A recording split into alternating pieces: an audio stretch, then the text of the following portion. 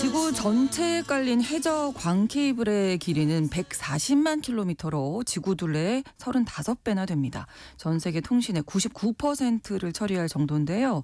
최근 이 바다 밑 광 케이블을 두고 해저 전쟁이 벌어지고 있다고 합니다. 관련된 내용 오늘 글로벌 경제에서 짚어드립니다. 산프로TV 언더스탠딩 김상훈 기자와 오늘도 함께합니다. 어서 오세요. 네, 안녕하세요. 바다 밑 전쟁. 네. 어떤 내용인가요? 네. 최근에 중국의 중국 선박과학연구센터 산하에 있는 심해 유인 잠수정 국가중점연구소 라는 곳이 있는데 이름이 길죠. 네, 기네요. 여튼 여기서 중국의 한 저널에 새로운 절삭공구를 발명했다라는 논문이 실립니다. 네. 근데 이게 뭐 절삭공구인데 이 논문이 뭐 전 세계적인 관심을 끌어요. 뭐 절삭공구가 잘라낸다는 거잖아요. 그렇죠. 네. 뭐 절삭공구가 뭐 그리 대단하냐라고 하실 수 있는데 이게 쓰임새 때문에 그런 겁니다. 이 절삭공구를 최대 4,000m 깊이의 해저에서 케이블을 절단할 수 있는 능력을 갖춘 절삭공구다.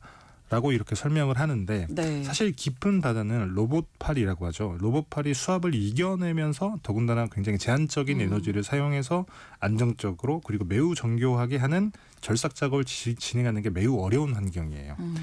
그래서 이 절삭공구를 발명했다라고 하는 논문이 관심을 받게 된 건데 네. 표면적인 이유는 무인 잠수정에 붙여서 해저 채굴을 하기 위해서 개발했다라고 이렇게 이유를 댔습니다만 네. 사실 깊은 바다에서 뭐 다른 나라는 할 수 없는 뭐 정교한 절삭 작업을 진행할 수 있다는 게 사실은 꽤나 굉장히 위협적이에요. 뒤에 설명을 드리겠지만 더구나 최근에 중국 같은 경우에는 남중국해 2,000m 깊이 바다에 뭐 심해 우주 정거장 이라고 하는 어떤 정거장, 사람들이 네. 상주할 수 있는 이런 정거장을 짓겠다라고 하는 프로젝트도 가동을 했고 그다음에 뭐 굉장히 막강한 무인 잠수정들을 가지고 있거든요. 네. 그러면 이 바다 밑에서 뭔가 원하는 것들을 할 수 있다. 있겠다. 이런 우려들이 나오고 있습니다. 절삭공구로 해저를 어떻게 장악할 수 있는지 이제 설명을 해 주셔야 되겠네요. 네네. 사실 우리 눈에 잘 보이진 않습니다만 남중국해와 태평양은 전 세계에서 해저 광케이블이 가장 촘촘하게 깔린 곳 중에 하나예요. 네.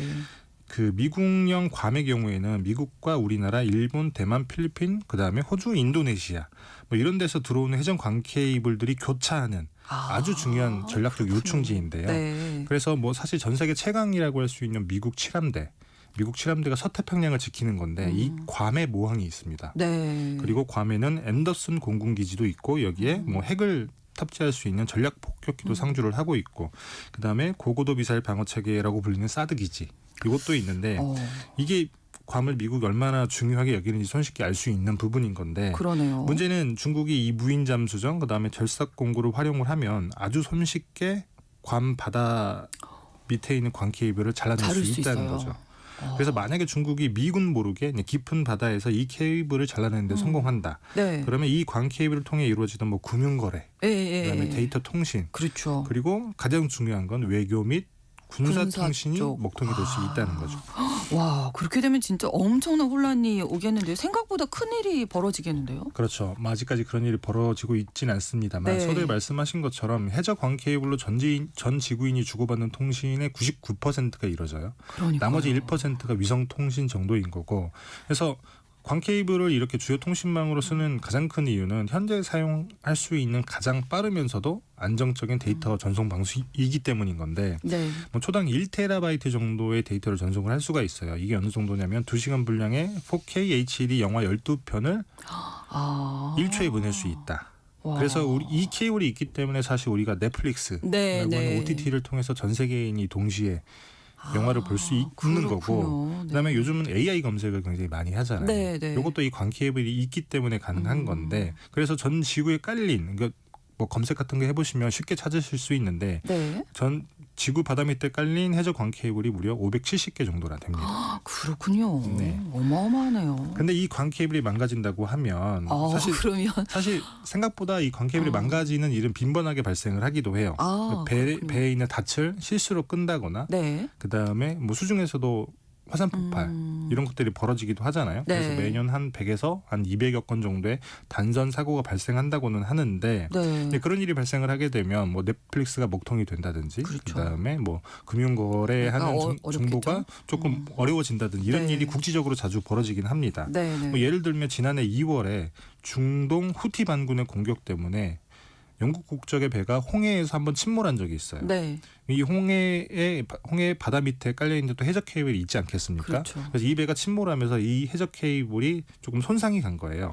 그래서 홍해는 아시아에서 유럽으로 가는 데이터 트래픽의 한 90%를 처리하는 곳인데, 그래서 이 홍해 사고 때문에 그 데이터 트래픽의 한 25% 정도가 영향을 받았다고 하더라고요. 근데 이걸 사고가 아니라 만약에 누군가 의도적으로 자른다. 네. 그러면 굉장히 큰일이 벌어질 수 있다는 거죠. 근데 실제로 그렇게 의도적으로 자를 수가 있는 건가요? 지금 이제 절삭공구가 그렇죠. 발견이 됐다는 게 그래서 이제 그쵸, 주목하는 맞습니다. 이유죠. 뭐 절삭공구도 절삭공구지만 사실 네. 이 절삭공구 이전에 예전에는 그냥 사고 때문에 이런 일들이 발생을 했는데, 최근에는 의도적으로 이 해적 케이블을 자르는 일들이 빈번하게 발생을 하고 있어요. 최근에 뭐 재밌었던 일이 지난해 12월 크리스마스 당일 네. 유럽 발트해에서 비슷한 일이 벌어졌는데, 러시아에서 출발한 노후 유조선이 이제 핀란드 앞바다를 지나는데 네. 딱 지나가는 와중에 핀란드와 유럽 본토를 잇는 그 해적광 케이블 4개 중에 3개가 망가진 거예요.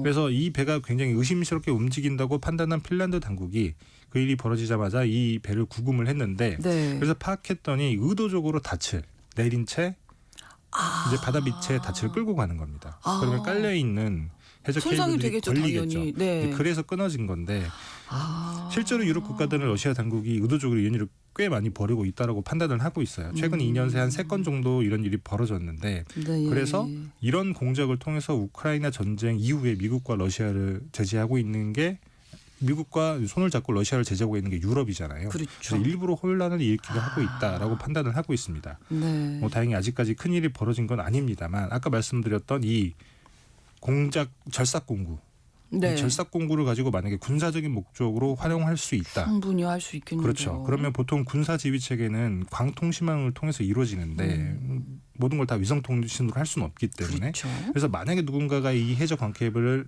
의도적으로 잘라서 몇 분간 목통이 됐다. 그러면 사실 전쟁에서 이 몇 분은 너무나 중요하죠. 승패를 결정짓는 예. 순간이 될 수 있거든요. 네. 그래서 뭐 이런 것들을 최근에 해저 전쟁이라고 부르고 있기도 하고요.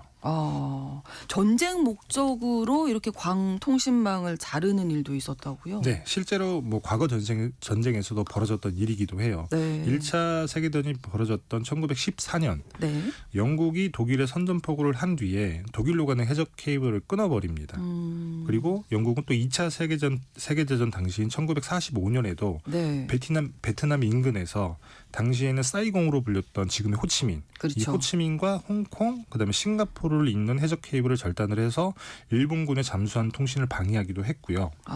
그리고 최근에는 뭐 대만에 대한 야욕을 숨기지 않는 게 또 사실 중국이잖아요. 네. 그래서 대만 인근 해안에서 빈번하게 해적 케이블을 잘라내고 있습니다. 2023년에 대만 본섬과 맞주섬이라고 하는 곳을 잇는 해적 케이블 2개가 먹통이 된 적이 있어요. 네.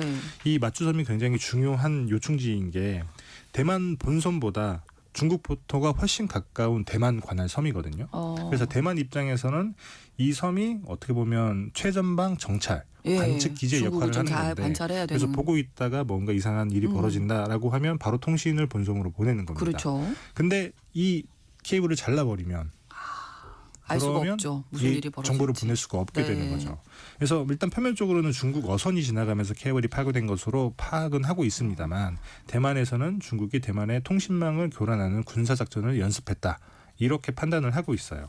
그리고 최근에도 이 중국 선박 때문에 대만 인근에서 광케이블이 끊어지는 일이 빈번하게 발생하고 있기도 하고요. 네. 실제로 중국은 러시아랑 더불어서 이 같은 해저전에 많이 열을 올리고 있는 나라이기도 해요. 네. 그래서 2019년에는 그때 뭐 건국 70주년 열병식을 여는데, 그때 HSU 001이라고 하는 무인 잠수정이 등장을 합니다. 네. 그때 중국에서 이 무인 잠수정을 두고 뭐라고 했냐면, 적의 해적 케이블 도청 파괴 임무를 수행하는 차세대 군용 무인 잠수정이다. 확실히 밝혔네요. 맞습니다. 네. 와. 자, 그러면 그 4,000m 심해에서 절삭할 수 있는 이 공구가 발견된 게 너무 두려운데요. 그렇죠.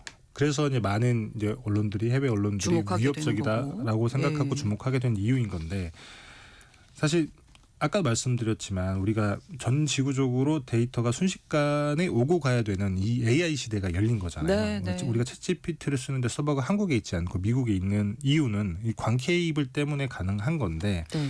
그래서 사실 AI 시대에도 해저 광 케이블이 중요할 수밖에 없기 때문에 구글이 지난해 한 10억 달러를 들여서 이제 아시아와 미국을 잇는 해저 광 케이블을 짓겠다라고 발표를 했었거든요. 네. 그때 당시에 뭐 미국과 일본, 그다음에 미국, 괌, 일본, 미국, 하와이, 일본 이렇게 두 개의 회선을 짓겠다라고 발표를 했었는데 네. 사실 이 태평양 같은 경우에 해저 광 케이블이 깊은 2,000m 깊이의 깊은 바다에 있기 때문에 네.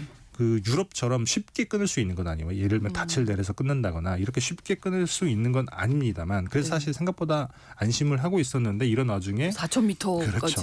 중국이 예. 이렇게 심해에 있는 광 케이블마저 손쉽고 그리고 안정적으로 잘 수 있는 절삭 공구를 개발했다고 발표를 하니까 그리고 또 무인 잠수정도 많이 있으니까 그러니까 당연히 걱정을 할 수밖에 없는 상황이 이게 된 거죠. 개발이 됐고 뭐 하겠다고 하면 이거 막을 수 있는 방법은 지금으로선 없는 거죠. 사실 뭐 아직까지 뾰족한 수는 없는데 네. 일단은 제도적으로 막을 방법은 전혀 없습니다. 전 세계인이 공통으로 사용하는 인프라이기 때문에 다 같이 보호하는 게 맞겠다라고 우리는 그렇죠. 상식적으로 생각할 수 네, 있습니다만 네, 네. 사실 이걸 뭐 보호해야 되거나 뭐 지켜야 된다라고 하는 국제법이 제대로 갖춰진 것도 아니고 강제할 수 있는 법은 그렇습니다. 없으니까. 그리고 또 국가 간의 조약이 제대로 맺어진 것도 아니에요. 아. 그래서 더군다나 이렇게 공격에 취약할 수밖에 없는 이유 중에 하나가 대부분이 민간 기업이 이 회선을 소유하고 있습니다. 때문에 중국이나 러시아가 자행하고 있는 게 사실 국가적인 단위의 공작이거나 혹은 공격이잖아요. 그렇죠. 민간 기업인 경우에 이걸 방어하는 데 취약할 수밖에 없는 거죠. 더군다나 뭐 서방 선진국 연합의 잠재적 적대국이라고 할 수 있죠. 러시아나 중국 같은 경우에는 그 러시아나 중국이 봤을 때는 굉장히 어떻게 보면 좋은 먹잇감인 거예요. 네. 본인들도 일부 사용을 하고 있기는 합니다만 전 세계 해저 광 케이블의 90%는 미국, 일본, 프랑스가 건설을 했습니다. 뭐 당연히 뭐 소유하는 것도 민간 기업이겠죠. 근데 민간 기업이 바다 밑에서 벌어지는 더더군다나 바다가 굉장히 넓잖아요. 그렇죠. 바다 밑에서 벌어지는 일을 군사작전 하듯이 모니터링 하기에는 한계가 있을 수밖에 없기 때문에 네. 중국이나 러시아 입장에서는 건드리고 난 다음에 나는 모르는 일이다 이렇게 할 수 있다는 거죠. 마음만 먹는다면 언제든지 그렇죠. 어떤 일이라도 맞습니다. 벌일 수 있는 건데 그럼 이렇게 뭐 손 놓고 당해야 되는 건가요? 뭐 그러니까 협약을 지금이라도 맺어야 되지 않을까요? 사실 중국이나 러시아가 협약을 안 맺겠다라고 하는 방법이 없는 거죠. 그렇죠. 제도적으로는. 그렇죠. 그래서 사실은 네. 많은 나라가 이게 물리적으로 막는 방안들을 강구하고 있기는 해요. 대표적인 나라가 영국이랑 프랑스입니다. 네.